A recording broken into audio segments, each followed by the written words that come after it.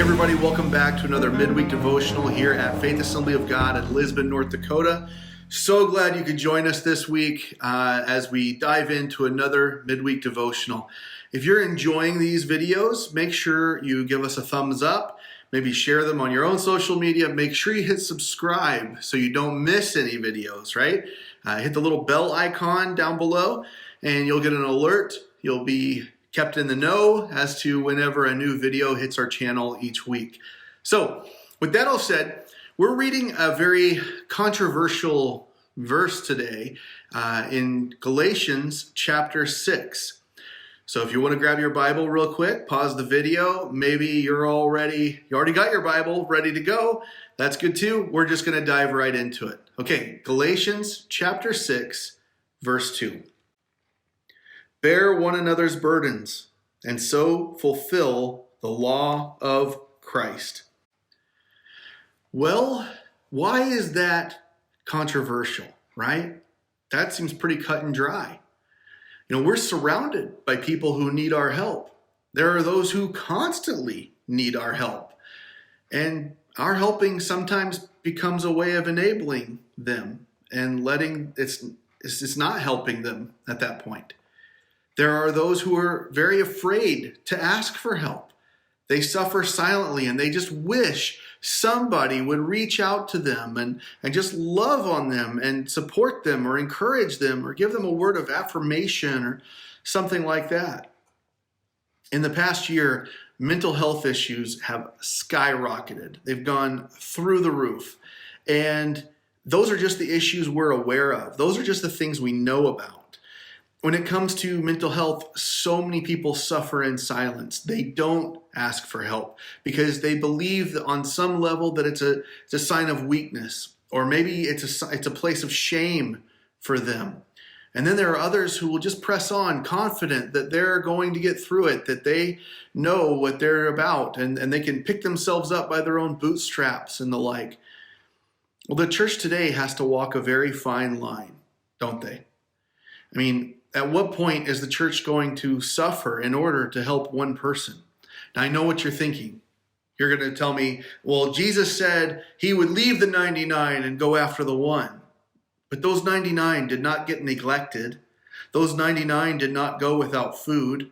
Those 99 didn't have no one else to help them. Remember what I always say, context is key. As Jesus is talking about leaving those 99, he's talking about leaving 99 who are righteous, 99 who are capable of looking after themselves, to go after the one who isn't, the one who genuinely needs or wants help. That's in Luke 15, by the way. Are we burning resources that could be used to help people who actually want help and need help, to help those who just want to mooch, right? That's what we have to be aware of. Are we burning kids' resources for an outreach for children to bring them into Christ so that we can fund someone else's drug addiction? Are we trying to do what we can to help someone move forward? Meanwhile, we're letting the rest of the church move backward.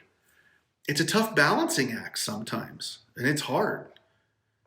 I used to work in social services and eligibility. I would help people get their food stamps and their Medicaid applications processed and hopefully get food stamps or Medicaid if they needed it.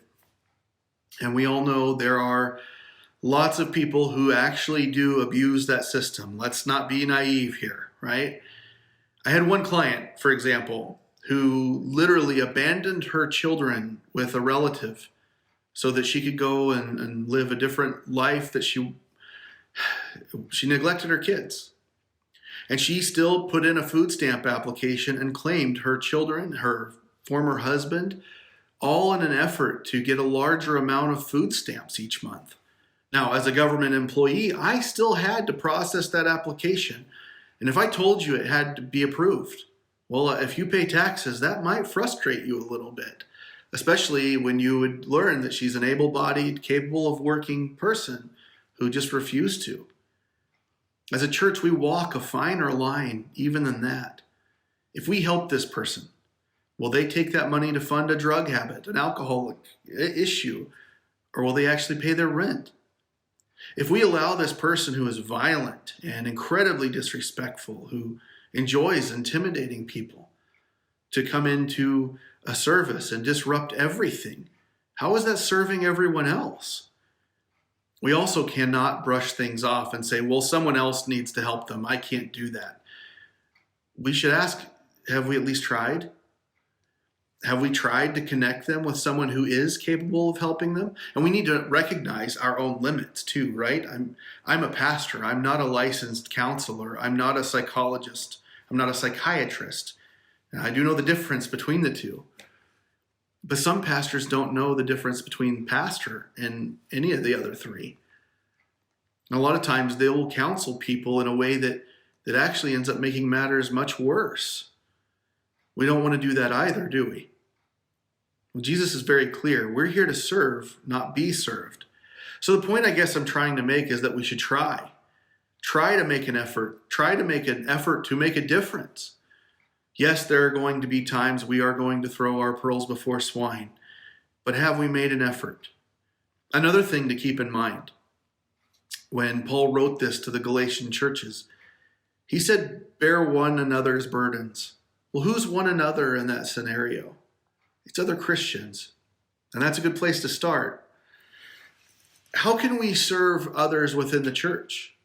There are hurting people even within our own church. How can we help them? What steps do we go to make sure that we're actually helping and not hurting? Again, make sure you're not enabling someone's bad, sinful, destructive behaviors. You know, as much as we have to stand before God and answer for why we did not help people, we have to answer for how we did and enabled them to continue in sin and drift further away from Him too. So that's some food for thought this week. Ask yourself, what's the line? Who am I helping? Am I helping anyone? Am I only helping myself? Who am I enabling? What direction do I want to go with the way I help people? You know, what's our church currently doing? You know, we do have a benevolence fund and a way to help those in need. But what are the policies in place for that? Those are questions that we should ask ourselves. And are they effective? For the record, we have helped people. But are we doing enough? These are questions that as a pastor I wrestle with too. So I hope you ask those questions of yourself. What am I doing to help? Who am I helping?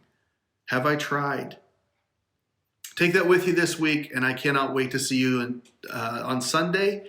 Until next week's midweek devotion, I hope this has helped you out. God bless you. Have a great rest of your day.